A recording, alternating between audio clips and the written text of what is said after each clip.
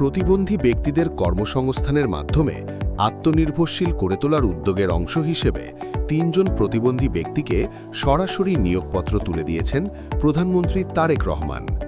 বৃহস্পতিবার ৩০শে জুলাই সকালে বাংলাদেশ সচিবালয়ের দিনের কর্মসূচির শুরুতেই তাদের হাতে নিয়োগপত্র তুলে দেন তিনি। নিয়োগপ্রাপ্তরা হলেন গাইবান্ধার শাখাটা উপজেলার আয়েশা আক্তার, সিরাজগঞ্জের কামারখণ্ড উপজেলার নীলা খাতুন এবং নড়াইল সদর উপজেলার মোহাম্মদ হাসমাত আলী। তাদের মধ্যে আয়েশা আক্তার ও নীলা খাতুন দুজনেই শারীরিক প্রতিবন্ধী। জন্ম থেকেই 2 হাত না থাকলেও পা বিয়ে লিখে স্নাতকোত্তর সম্পন্ন করেছেন নীলা। তাকে রাজধানীর মিরপুরে জাতীয় প্রতিবন্ধী উন্নয়ন প্রতিষ্ঠানে শিক্ষক পদে নিয়োগ দেওয়া হয়েছে।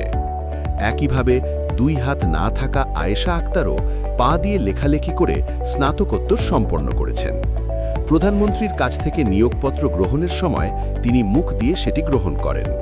তাকে গাইবান্ধার বিয়াম ল্যাবরেটরি স্কুল অ্যান্ড কলেজে ক্লাস সুপারভাইজার পদে নিয়োগ দেওয়া হয়েছে। অন্যদিকে দৃষ্টি প্রতিবন্ধী মোহাম্মদ হাসমাত আলীকে সমাজসেবা অধিদপ্তরের অধীন ইউনিয়ন সমাজকর্মী পদে নিয়োগ দেওয়া হয়েছে।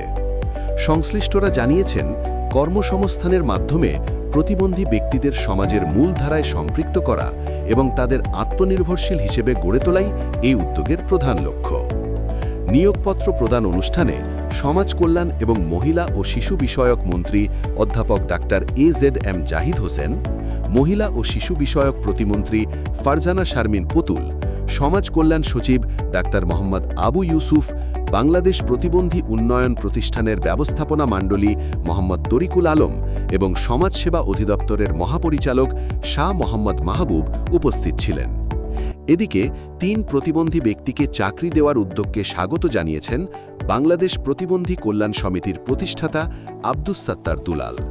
নিয়োগপত্র প্রদান শেষে তিনি প্রধানমন্ত্রীর সঙ্গে সাক্ষাৎ করে এই উদ্যোগের জন্য ধন্যবাদ জানান। তিনি বলেন, এই ধরনের উদ্যোগ প্রতিবন্ধী ব্যক্তিদের কর্মসংস্থান ও সামাজিক অন্তর্ভুক্তি বাড়াতে ইতিবাচক ভূমিকা রাখবে।